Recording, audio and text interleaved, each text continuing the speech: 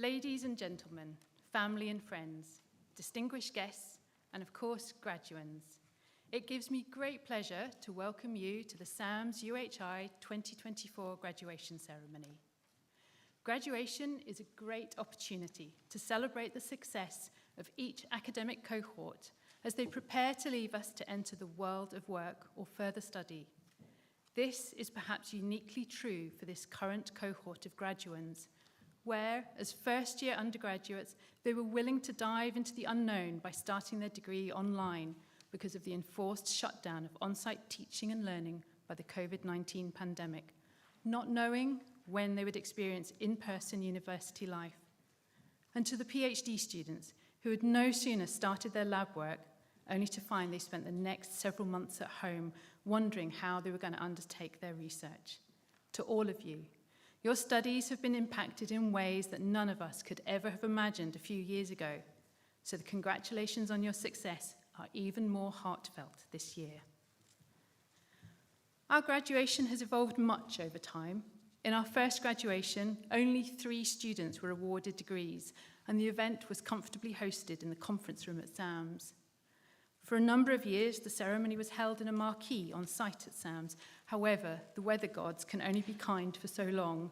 So more recently, we've taken advantage of these rather grand surroundings of the Argyllshire Gathering Halls here in Oban. The last 2 decades of educational activity at SAMS has had a transformational effect on SAMS, moving us from a completely research-focused organisation to a much more diverse and outward-looking institution.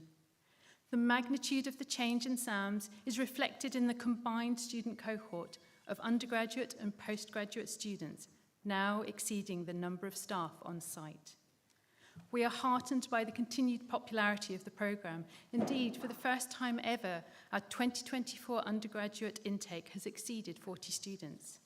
However, in comparison to almost all other institutions delivering similar courses, we maintain small student numbers and close access to the research environment. This is at the very core of our teaching ethos and very much part of what makes SAMS unique. It is therefore important to benchmark ourselves against other programs. The TripAdvisor of Student Surveys is the National Student Survey, organised annually by the Office for Students on behalf of the UK funding and regulatory bodies.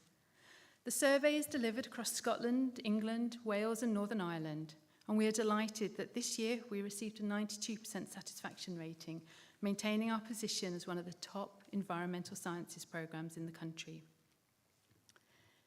Environmental science now has a higher profile than ever before. A single BBC documentary back in 2017 elevated marine plastic pollution from a side issue to one of the major public environmental concerns. The term climate emergency was only coined in 2016, but is now part of mainstream thinking. Evidence of our changing climate is all around us. For example, the 22nd of July 2024 was recorded by NASA as the hottest day ever on record globally. July 21st and 23rd also exceeded the previous daily record set in July last year. Not least because of the poor summer we have experienced, our small part of the west coast of Scotland can sometimes seem protected from the worst climate-related impacts. However, May 2024 was Scotland's warmest May on record, primarily because temperatures were high overnight. The marine environment is not immune to these elevated temperatures, with global average sea surface temperatures also reaching record highs from April to October 2023. September 2023 recorded the lowest global sea ice extent for that month, driven by record low sea ice in the Antarctic. This continued a 5-month streak of record low Antarctic sea ice. Our local marine environment is also impacted by these climatic changes, with data from the European Space Agency showing that significantly elevated water temperatures generated a marine heatwave around our coasts last June. These elevated temperature events are associated with both harm to marine life that is adapted to lower temperature and potentially with intense and harmful weather patterns. It is often said that more is known about the surface of the moon than about the deep sea, and recently various billionaires competed to get the most media coverage of their incredibly expensive trips into space, and images of colliding neutron stars from the GOTO observatory captured the public imagination. However, the ocean also offers many important secrets yet to be discovered.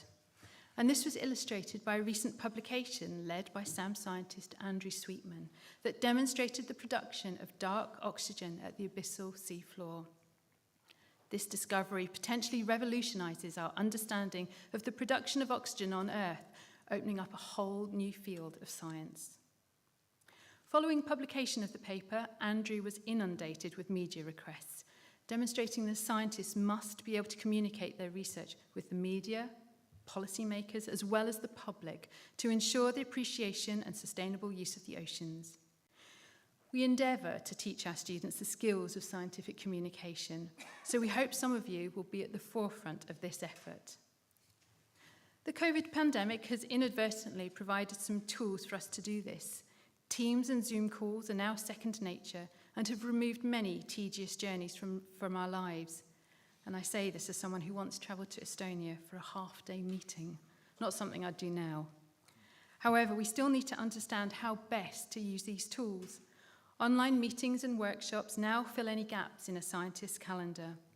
These markedly reduce our carbon footprint, and it is appropriate that environmental scientists set the lead in such approaches. However, this has to be tensioned against the thinking time provided by the train journey to the airport or meetings. This was of no small value. Moreover, the spark of scientific insight that often comes from a chance conversation over coffee or in the bar with a colleague from another institution or even another continent is difficult to replicate as we sit at our computers in different time zones. On top of this, the benefits and challenges of the rapid development of artificial intelligence are only just beginning to be considered in teaching, research, and society as a whole. It is likely that the world of work, be it as a scientist or in some other field, will be very different in years to come for today's graduates. But we trust that you have the skills and environmental understanding to meet this challenge head on. It is very enjoyable for the core education team and other senior staff to bask in the reflected glory of days like this, but delivering our education activity is very much a SAMS-wide activity. An excellent example of someone who has contributed strongly to both our research and teaching is today's mace bearer, Dr. Jessalyn Goncalves. Jez is a postdoctoral scientist at SAMS, specialising in plastic pollution in the marine, coastal and mangrove environment. In addition, she took on the leadership of the management and delivery of SAMS' first international field course that took a group of students to the Red Sea at Easter. The logistics for such an operation are no easy task, and Jez's work underpinned a course that was universally acclaimed as a great success and an outstanding learning opportunity for our students. A common theme in most, if not all, of the areas of science that I've mentioned is the participation of graduate students undertaking research-based study for Masters and PhD awards. Research is becoming increasingly directed by government and industry to specific problems, and while the profile of environmental science is increasing, the funding is not.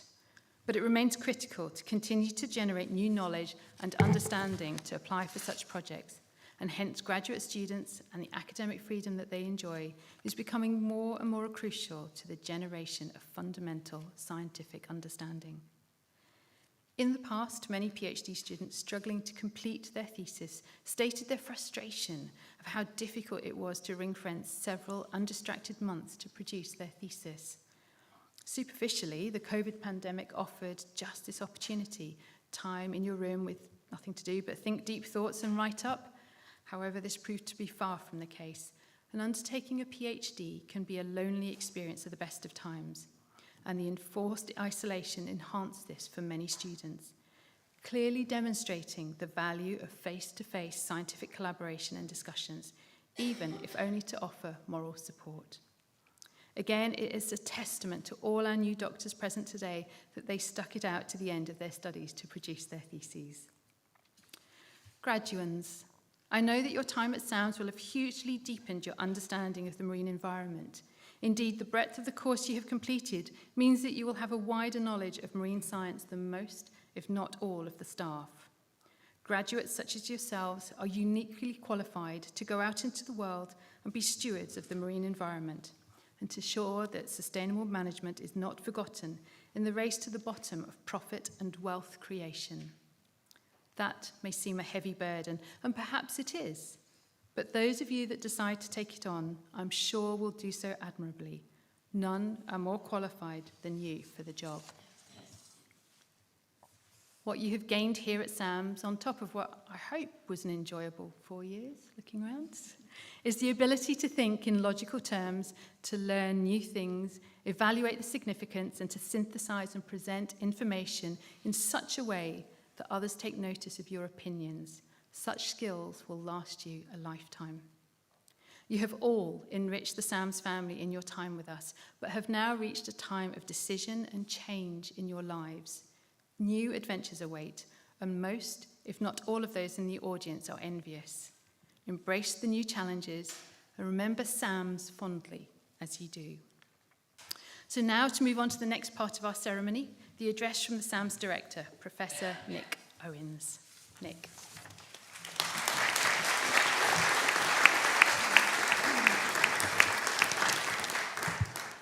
Thank you very much, Bhavani.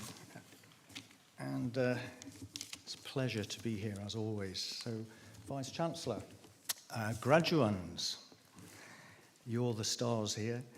Family and friends, colleagues, all my colleagues here. We're here to celebrate a great success of all of our graduands. So, hearty congratulations to you all.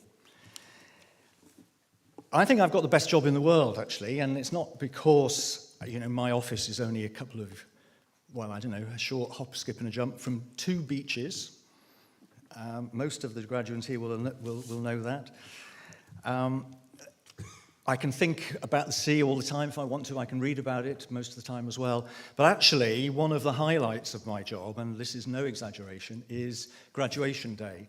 And I know my colleagues feel the same about this, that this is the real highlight of our year. And the reason for that is all of these wonderful, happy, smiling faces. Go on, smile. It's a bit of a cliche, this, but if you go to an airport, actually, and look around you, if you go to the arrivals part of an airport, next time you do that, just take notice. And actually what you'll see is what I see here now, everybody happy and smiling. Okay, there might be a few tears of joy. I'm not seeing any of those just yet, but anyway, not yet. But it's a really happy occasion. And you're all here, you're all dressed in your smart clothes.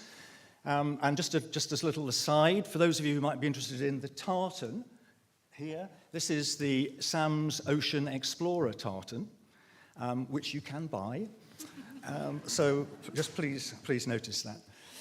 But just thinking about the celebration like today, it seems to be part of the human condition, isn't it? That we want to celebrate momentous occasions in our lives. The start and the end of all sorts of things in life. And graduation is one of those. That's what we're here to. It is a celebration. And it certainly is the end of a serious period of endeavour for all of you graduands. But on reflection, is it really an end? Perhaps it's a milestone on a longer journey. I don't know. It's up to you to decide that. But actually, milestone, does that really reflect the significance of what's happening? Many milestones, for those of you who are familiar with the countryside, are pretty insignificant little stones by the wayside. Some of them are pretty good. They're quite colourful, they're looked after, they might be quite large. There's some fantastic milestones on the long-distance cycle tracks around the UK. These really quite large metal structures, and people have adopted them and really painted them up, just like your gowns. So I don't know, maybe milestones is a good analogy for what's happening here. Maybe a triumphal arch, Roman style, or the Arc de Triomphe. That was a celebration. So I don't know but whatever it is, I don't think it's an end at all. Actually, perhaps it's a bit of a cliche, isn't it? Some of you, I'm sure, will know what Churchill said about about ends of things. He said, well, you know, it isn't really the end. It's not even the beginning of the end. It's actually the end of the beginning. And that's what I think perhaps we are celebrating here in our graduation ceremony. It's the end of the beginning of the rest of all of your lives. But actually, I don't know that that even captures it for me. It's a bit like, I think, it's a bit like a racetrack. When you think about it, a racetrack actually has the start and the finish in exactly the same place, mostly. And that's what it's like. It's been a race, really, for all of you graduands. And what a race you've had. We've heard many of you starting in really unprecedented times, and let's hope we never see the like of that again in COVID times. It certainly hasn't been a sprint for you, that's for sure. It's a really serious commitment of time, personal determination, patience, and for all of those things, we most certainly and generously congratulate you. But when I look around, I mean, what I know is that you were not alone in that race. I mean, we were here to help, but actually it's the people behind you who were there to help you. Your friends, your family, they have been part of this race. So we will be applauding all of you graduands pretty soon. So I think it's probably appropriate that all of you graduands should just take a moment to applaud all of the people who have been here supporting you. I can see it, I can feel it. I think you should applaud them.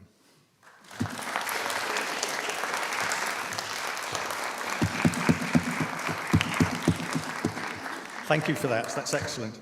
Now, I don't know, many of you will know that you've been studying as part of UHI actually in the oldest marine science institute in Scotland, actually, in fact, in the whole of the UK. So SAMS is the oldest institution, marine institution, one of the oldest in the world, actually, over 140 years old. And you've been studying it in the youngest university. So I think that's a really nice juxtaposition of the old and the new. Now, one of the founders of our institution, somebody I'm particularly interested in studying his life, was Sir John Murray. And Sir John Murray wrote, I think, something that's really quite interesting, and it becomes more interesting the more you think about it. And he said this in one of his publications, that we are in an age of ideas, an age of seeking and finding, the like of which the world had not hitherto seen. Now, this is where I'm actually going to go off script, all right? Literally, I am going to go off script. Because this morning, we had a board meeting. I've got a boss. My boss is here. And a board of directors, which we have to account to. And today, in this meeting, we made, I think, what is a profound decision, which I'm hoping, and I believe will be an incredibly important lesson for the world, for the corporate world in particular. And that is, we decided, or the board decided, that we should have the ocean on our board, which is, you've got to start thinking about it. What on earth does that mean? Well, we've got to decide how practically to do this, but what we've agreed to do is to have a much more thoughtful governance of SAMS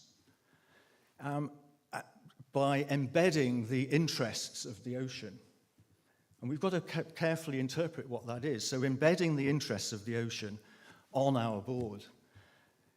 This is a world first. There is one company in Britain that has nature on their board. But we, as far as we're aware, we are the first organization in the world to have the ocean on the board. And all I can say is watch this space. So I hope you're proud of working in an organization that is going to actually influence, I hope, have considerable influence in the future. So anyway, you're very soon to be graduates. We certainly wish you well. And in that, taking on that quote there, seek and find, you are about to seek and find the next phase in your lives, the likes of which you will never have seen before. In seeking and finding, one of the things we would like you to do is to remain close to us, become alumni of the university, but also to become a member of the SAMS clan. This is a new initiative which we're developing within SAMS. It's a sort of alumni association, but we're calling it a clan. The director is the clan chief, so that's me at the moment, and I've declared that actually we don't wear black brogues, we wear oxblood-coloured brogues. But no, seriously, that we are developing a scheme whereby we want to keep you close as members of the SAMS clan. So we will contact you when we've got that developed. So really, that's all I got to say. I sometimes give advice and make suggestions, but I'm not going to do that particularly. I just want to congratulate you all well. But actually, there will be just two snippets of things, really. Firstly, seek out your passions, whatever they are. Definitely take time to smell the flowers as you go, and travel well in this world. Thank you very much.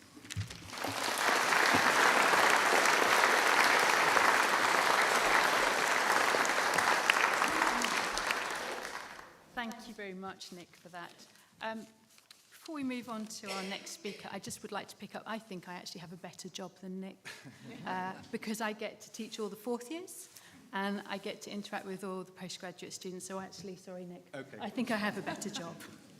Anyway, our next speaker is Professor Vicky Nairn, who's the Principal and Vice-Chancellor of the University of the Highlands and Islands. Vicky, I invite you to come forward and deliver the 2024 Principal's Address. Thank you very much.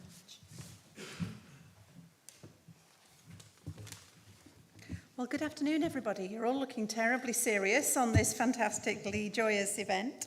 I'm delighted and honoured to be joining you today as we gather for this special celebration of the success and achievements of our class of 2024. It's fantastic to be here for such a wonderful occasion and to celebrate the culmination of a remarkable academic journey for our extraordinary students. Today is an opportunity to celebrate you and recognise your endeavours with your tutors and lecturers, friends and families and supporters. And I hope you're having a good day so far and you're ready to make some noise when we get into the actual awards. I'm incredibly proud to be here today as the Vice-Chancellor of the University of the Highlands and Islands and to recognise you as soon-to-be UHI and SAMS graduates. UHI and SAMS are globally recognised institutions, and we're proud to celebrate our exceptional partnership of colleges, internationally recognised research institutions and specialist teaching centres. UHI is more than a traditional university, and before UHI was formed, if you wanted to go to university in your home region, you had to leave. And now you can access world-class education across our UHI regions. And we pride ourselves on delivering further education, higher education and world-class research to over 36,000 students per year across 70 different campuses. And our philosophy is based on our founding values of creating education for all students of all ages and all abilities. And our ethos is underpinned by our mission to have a transformational impact on our people, our communities and our economy. And we care passionately about the people and our communities and our regions. And we demonstrate that commitment through our excellent student experience and by offering flexible and supported learning from access level to PhD. And it's never too late to learn. If any of you are thinking about learning, have always wondered, I'd encourage you to get in touch. My own father came from very humble beginnings and he couldn't afford to go to university. He became a self-made man, but when he retired at age 60, he did his first degree. He then went on to do a master's and a PhD, and he finally completed his PhD at age 72. So it's never too late to learn. A fundamental part of our mission is to drive co-created education and research, enhanced by our unique landscape, heritage and cultures, ensuring that our learning outcomes are second to none.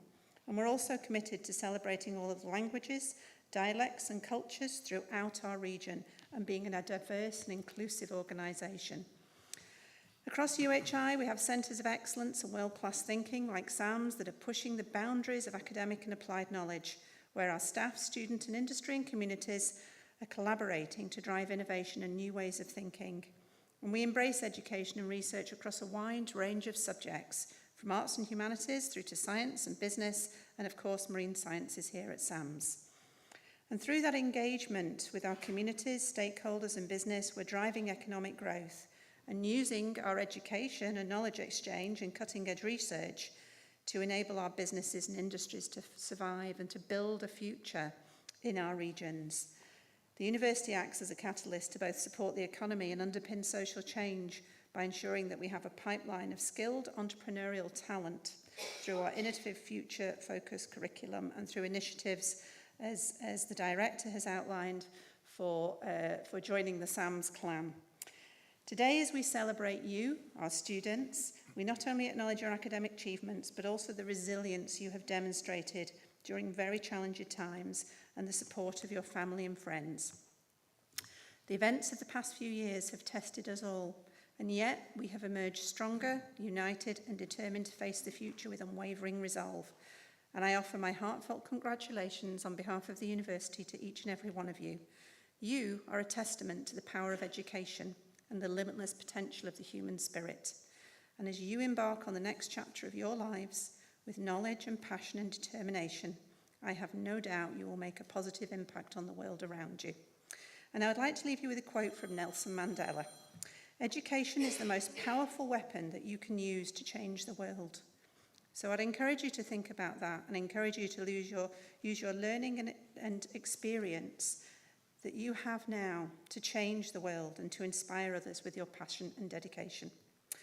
So, without further ado, in the name of the University of the Highlands and Islands and by the authority of the Academic Council, I declare this ceremony open for the award of degrees and academic distinctions.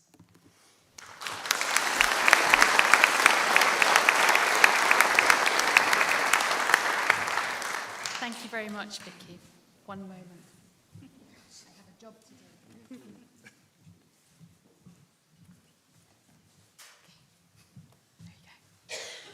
So, we now move to the bit you've actually all really been waiting for, the degree awarding ceremony. So we will begin with the postgraduate degrees. I will now invite each of our graduands to step forward to receive their degree award, and I will also give the title of their research dissertation. First are the PhD awards.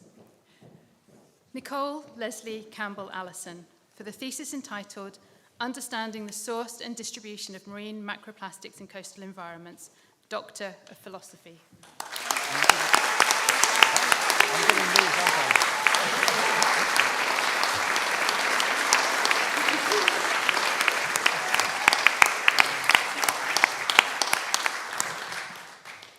To Ivan Jean Cotin for the thesis entitled Investigating the Importance of Different Sources of Organic Matter as Food for the Benthos on 3 Arctic Shelves, Doctor of Philosophy.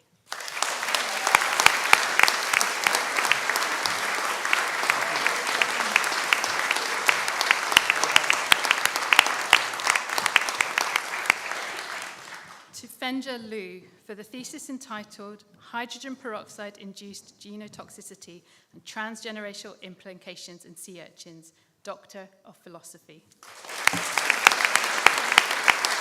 Well done, Fenja.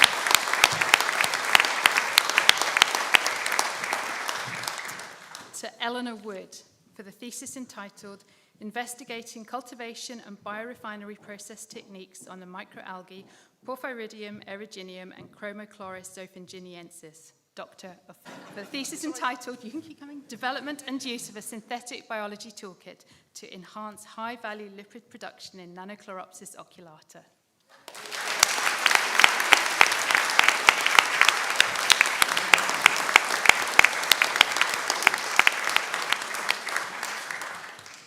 Moving on to our Master of Science in Algal Biotechnology and Bioeconomy, Kristen Valentine Wade, Merit.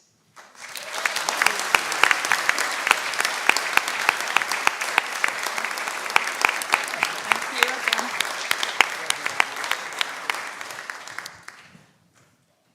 To Evie Elizabeth White, distinction.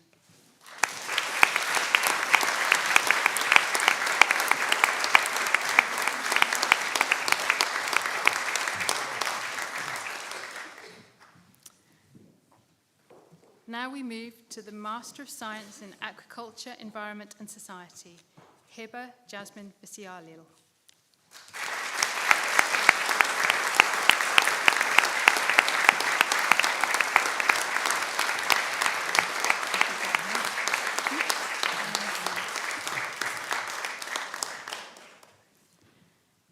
Next are the undergraduate degrees awarded through UHI. We will start with the undergraduate degree awards of Bachelor of Science, Honours, Marine Science, Charlotte Dunning, upper second class.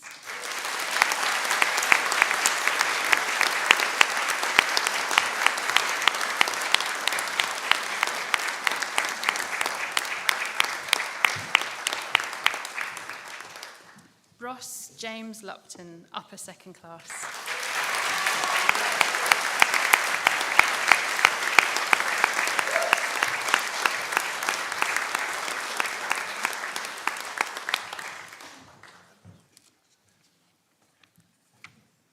To Amy MacDonald, upper second class.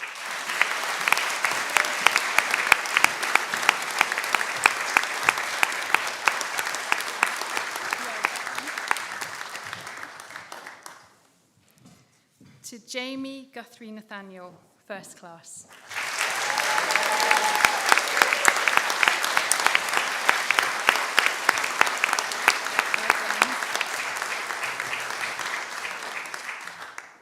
To Alessio Nambrini, first class.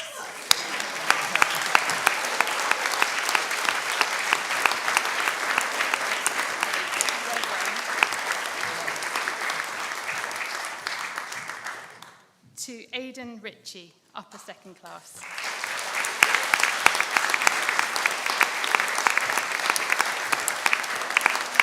Well done, Aidan. We now move to Bachelor of Science Honours, Marine Science with Arctic Studies. Neve Iona Doherty, first class.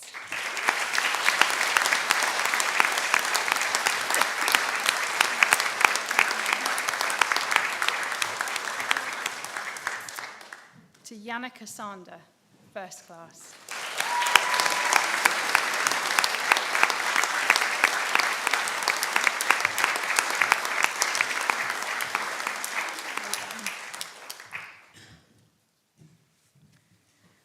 To Neela Thompson, first class.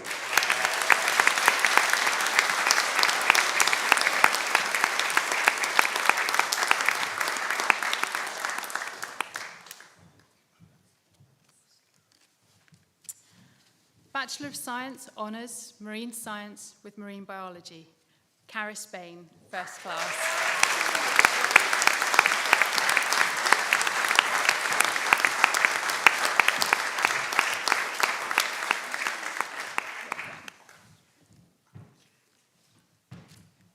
To Hannah McVicker, first class.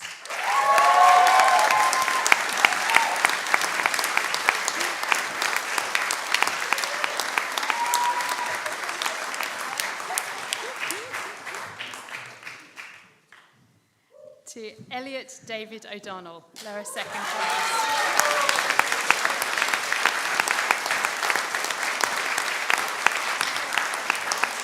Well done. Bachelor of Science, Honours, Marine Science with Oceanography and Robotics. Jasmine Sarah Williams, upper second class.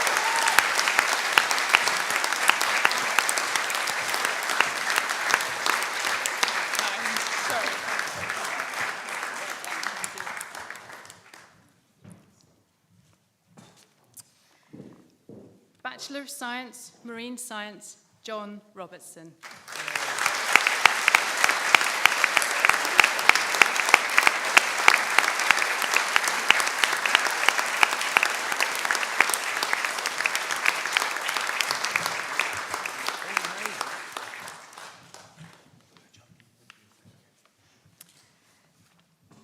Diploma of Higher Education, Foundations of Marine Science, Jacob Prosser Brown.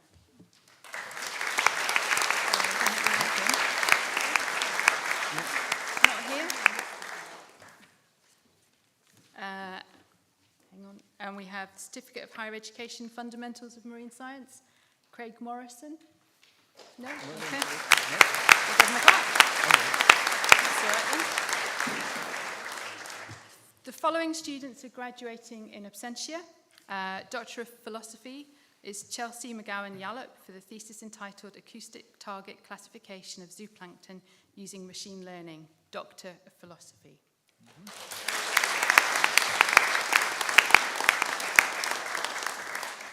We also have Master of Science in Algal Biotechnology and Bioeconomy, Pearl Diabers, distinction.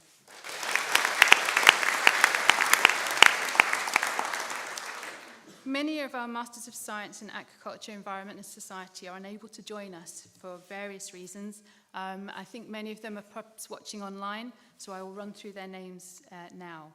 So we have Nusrat Afroz, Emily Allenson, Yarun Alutia, Amelia Brown, Gyathri Chirath Sadir, Ali Haq, Mursal Hesri, Zinat Issa, Anupa Kirangoda Gamaj, Andrew Malia, Mohammed Nauman, Kaylee Roche, Noura Salman, Kavya Shibu, Biplov Shrestha, Amelia Serrera Ramis, and Jay Tearing.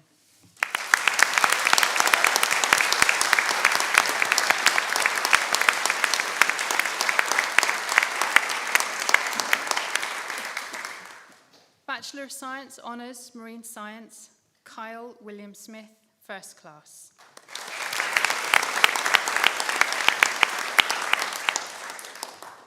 And finally, Bachelor of Marine Science, we have Ricardo Aroldi, Emily Charlotte Graham, and Maria Silva de Fernandez.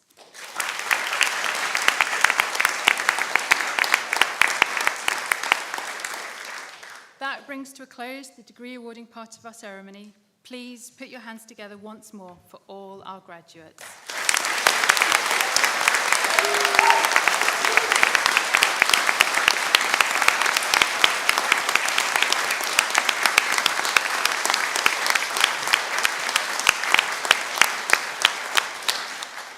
Thank you. We now move to the prize giving, where we recognise the outstanding achievements of students. And I would like to invite our keynote speaker, Professor Sheila Heymans, to present the following awards. Our first award is the Hannah Failing Memorial Prize. This prize is awarded for the best published paper by a PhD student in the last year. And I'm delighted that the recipient is actually one of my own students in recognition of her work on modelling and observing plastic pollution on remote Scottish beaches and the importance of local marine sources. So I'm pleased to invite Nicole Allison to receive the Hannah Failing Memorial Prize.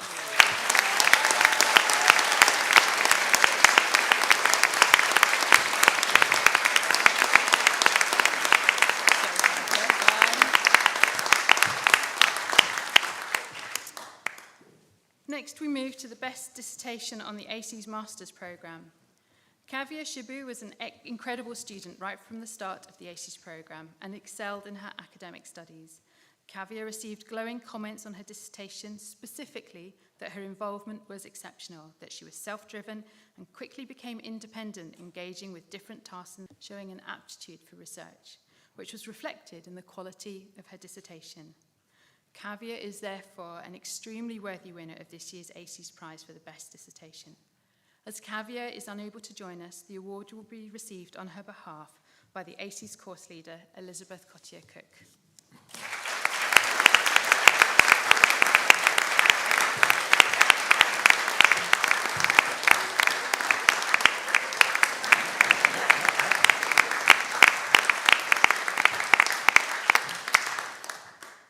Our next award is the SAMS Board Award for Academic Excellence, and this year is being awarded to Niamh Doherty. Niamh has been an outstanding student of marine science during her 4 years at SAMS. She consistently achieved the highest academic performance throughout her studies. Whilst at SAMS, Niamh also attended the University of Svalbard, UNIS, and naturally performed well at studies as well as enjoying life up in the Arctic. For her final year dissertation, Niamh presented a detailed map of the deep water processes on the western Svalbard margin. This work is currently in review for publication in the Journal of Polar Research. Well done, Niamh.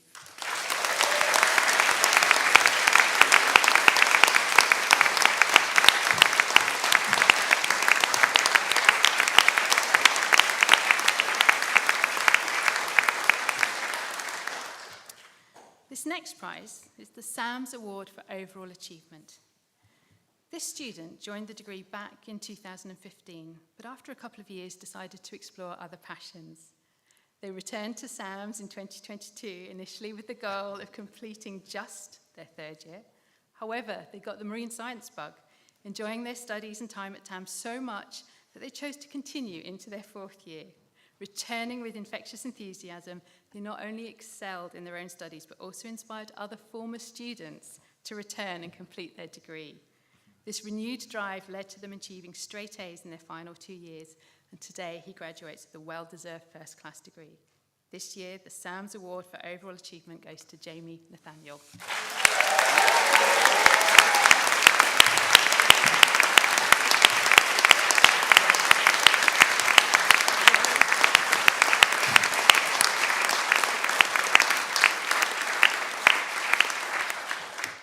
The next award is the Tim Boyd Prize for Polar Science. The prize recognises significant achievement in the field of polar research. This student undertook a project on ocean warming in Svalbard fjords. This year's prize is being awarded to Yannicka Sander.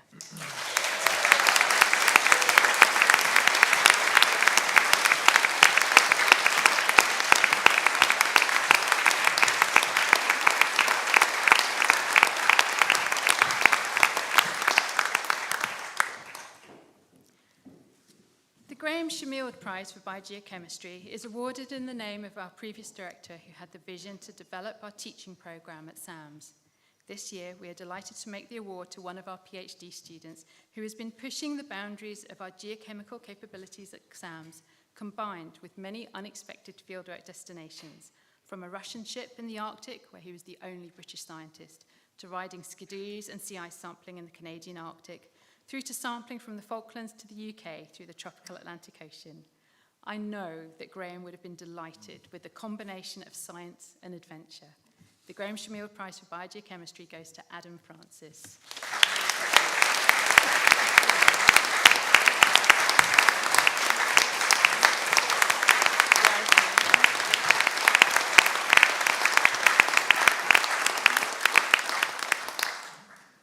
We now move to the award of the SAMS UHI Student of the Year. Neela Thompson is an exceptional student and has achieved an outstanding level of academic work and research throughout her degree, and who has a deep fascination and never-ending enthusiasm to learn and investigate marine science. In the summer of 2022, Neela took part in an OSNAP oceanographic cruise. One of the lead chemists tested positive for COVID the day before the cruise departed and was unable to sail. And so we were left with a second-year undergraduate who had never been to sea before, left on watch to collect oceanographic samples and measure dissolved oxygen concentrations to the gold standard required for multi-year international studies.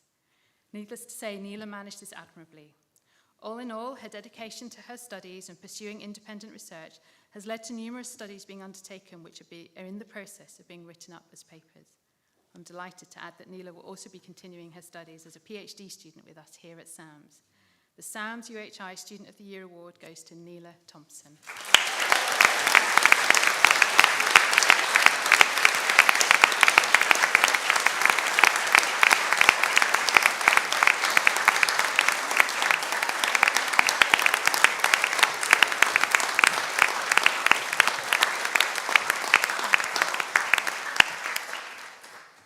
One final award. Our final award is the Long-Standing Service Award. This award is being presented to a number of staff members for their long-standing service, 25 plus years to SAMS. Many of them have been involved in the undergraduate degree programme that we have today. These staff members are Michael Burrows, Keith Davidson, John Howe, Shona McGill, and Axel Miller. Unfortunately, or fortunately, I do not have certificates for them, and I won't be making them walk across the stage. But please, can you put your hands together and show them your appreciation for all their hard work?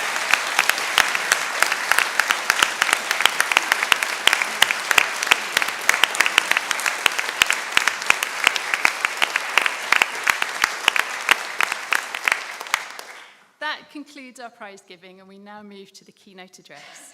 Our speaker today is Professor Sheila Heymans.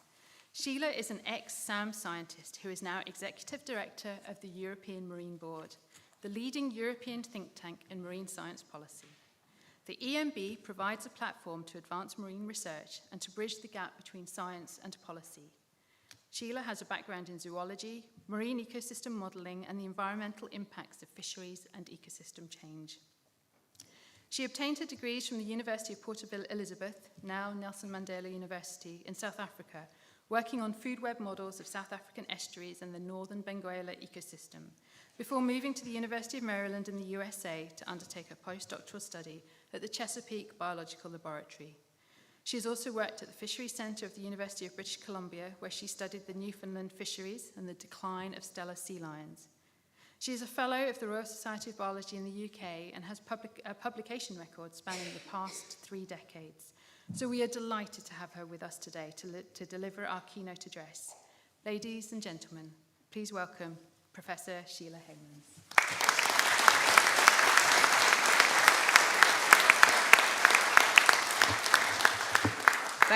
Thanks, Bhavani. Thank you, everybody, for being here. And I'm aware I'm standing between you and the drinks and the celebration, so I'm going to try and make it brief. And I have to say that when I think it was Keith who asked me to give the presentation, I was very delighted. It was amazing to be asked to come back here. I loved working at SAMS. It was 11 years of my life, and I really loved being here. And I thought, oh, yes, I've got that other talk I can do about, lessons that I've learned through my career, which would fit very well here. And then when I was starting to think about what do I say, how do I do it, I found out I can't have slides. And that really put a dampener on it, because without slides, it's very hard to do a brief talk. It's very hard to go all over the place. So I'm going to try and be brief. So what I'm going to do is I'm going to actually still use these lessons that I've learned through my career, but I thought I would try and bundle them up into 4 main themes. And these 4 main themes come from a book, or comes from an article I read about a writer named Bruce Feiler, who is the author of a book named Life in Transitions, on mastering change at any time. And he basically went and looked at about 100 different speeches, graduation speeches, in the US, I would say, so take it with that. And he basically analyzed them and came up with 4 main themes that they all had the great speeches. So I thought I'll use those and then give you a little bit of a flavor of how I think you should maybe go forward with your life.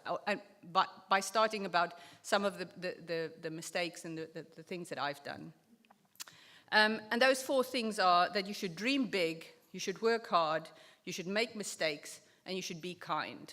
So those are actually things that I think we've all actually we've all been there, we've all worked hard, we've all dreamed big. I mean, the people sitting in front of me, you've all dreamed big to be able to be here. You've actually worked hard, very hard to be here. So, and going through the process of being a student together, you have to be kind to each other. So I think I'm actually preaching to the converted here, but given that they've asked me to do it, I'm going to do it anyway.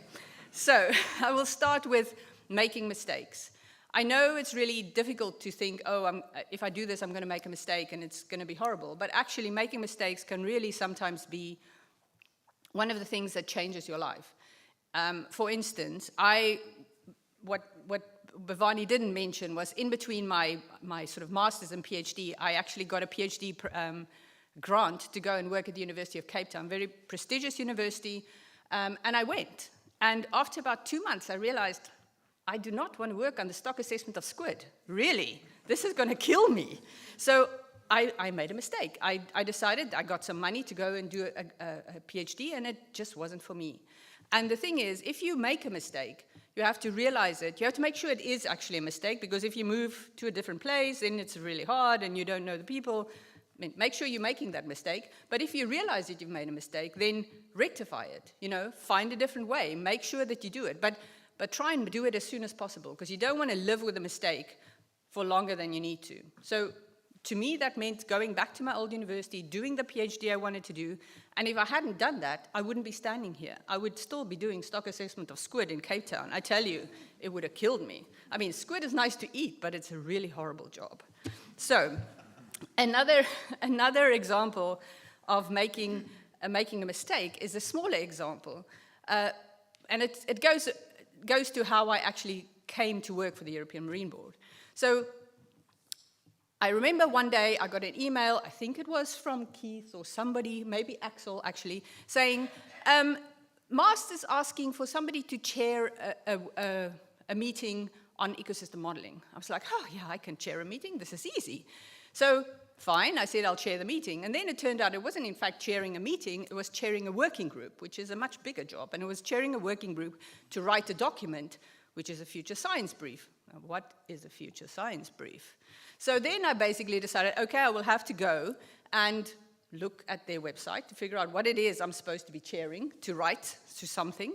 And when I did that, I actually realized that they had a job opening for executive director. And I was like, oh, well, I'll apply for that. I'm sure I won't get it.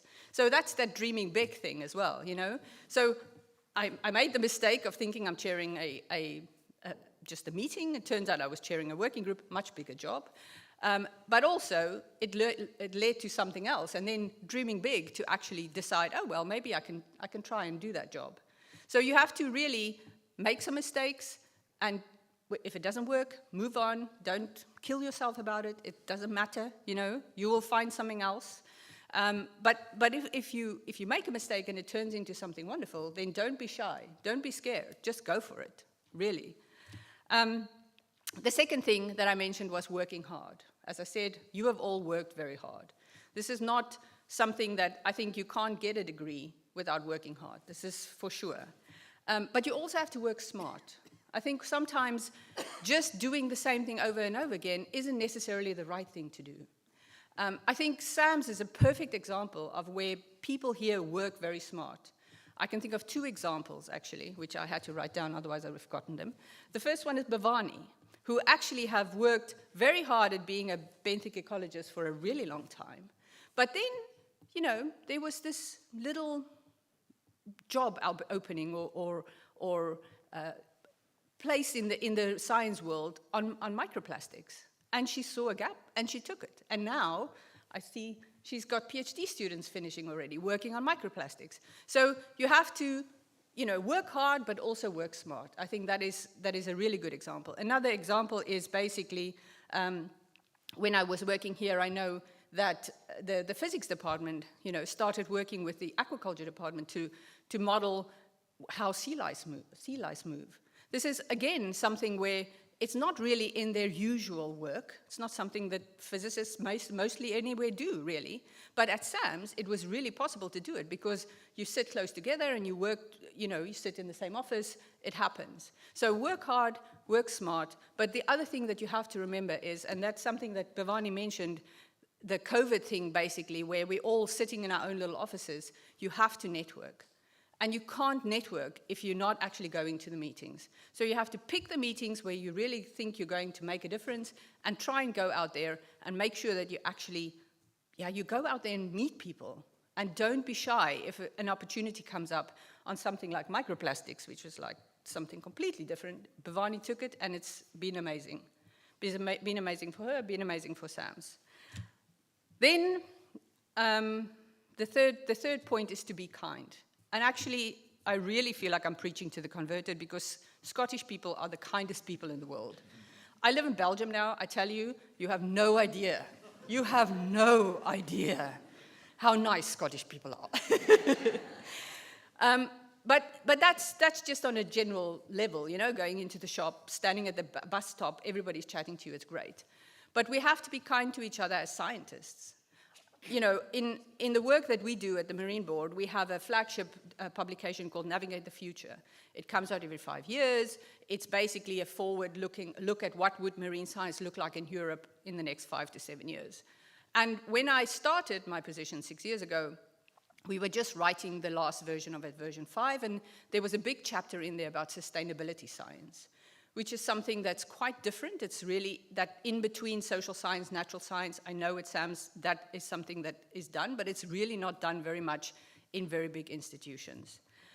In the newest version of that document, Navigate the Future 6, which we're busy writing right now and actually is being launched in October, it goes further and it talks about multidisciplinary, transdisciplinary science.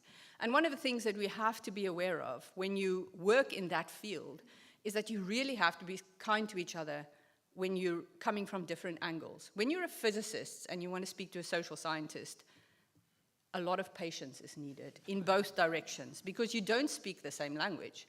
So we have to be kind to each other so that we can actually get the work done. Another example is in another document that we've just written on coastal resilience.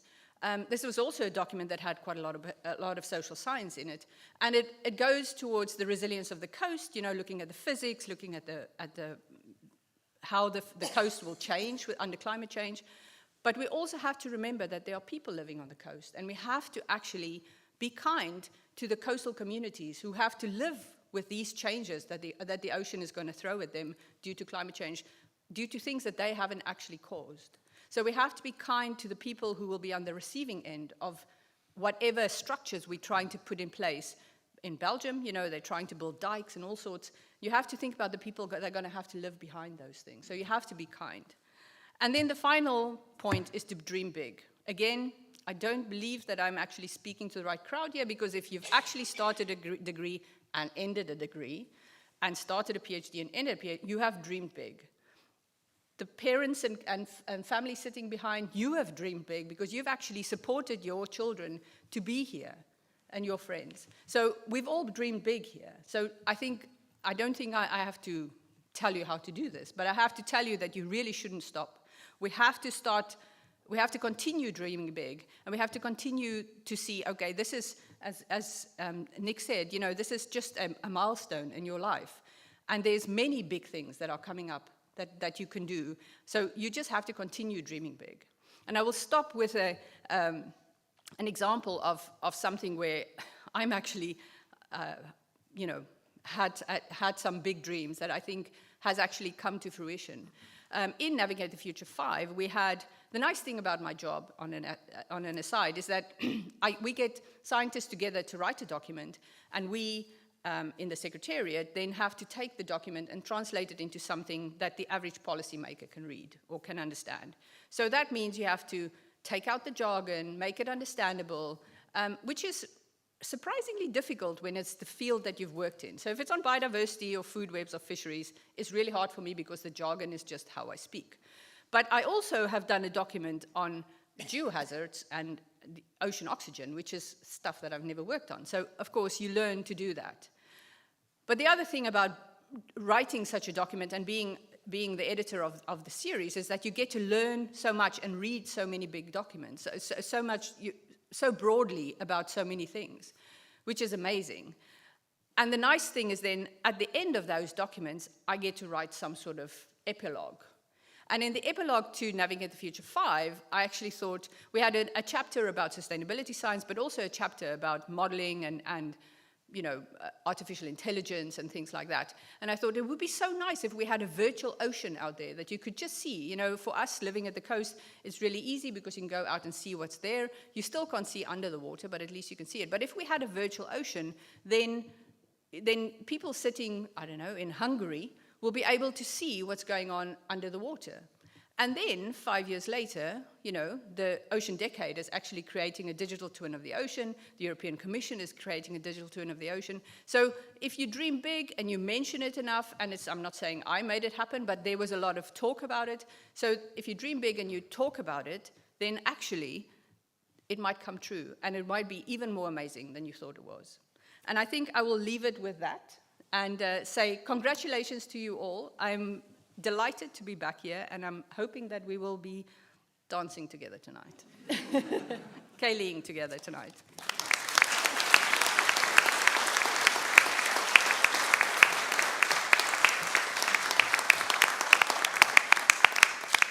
Thank you very much, Sheila, for that brilliant talk. And one small theme I'd like to pick up on is the kindness. Because the students we have here today, this is from a very personal level, have been so incredibly kind to me over the last year. Over the past 4 years, but particularly over this last year, which was pretty hard going for me. And I really appreciate all that you did to keep me going when I came back to teaching. So thank you very much. I would now like to invite Ivan Cotain to come up on the stage to present Sheila with a small gift as a token of our appreciation. Not that small. I'm going to take it home with you, though. Thank you.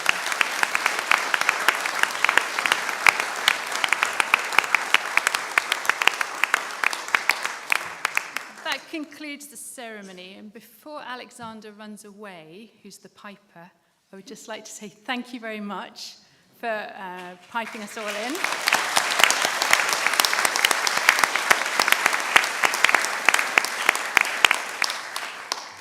And before we close proceedings, it is really important to recognise the hugely important engine room that underpins SAMS educational activity.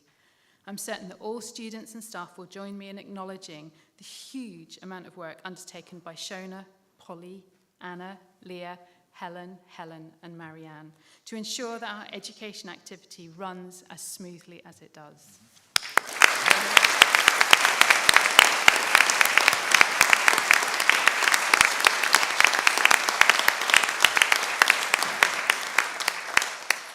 Following the graduation procession from the hall, guests are welcome to join us for a reception next door in the drawing room, and I hope we will see many of you back here this evening at our graduation ceilidh. And so it remains for me to wish our graduates good fortune in your future endeavours.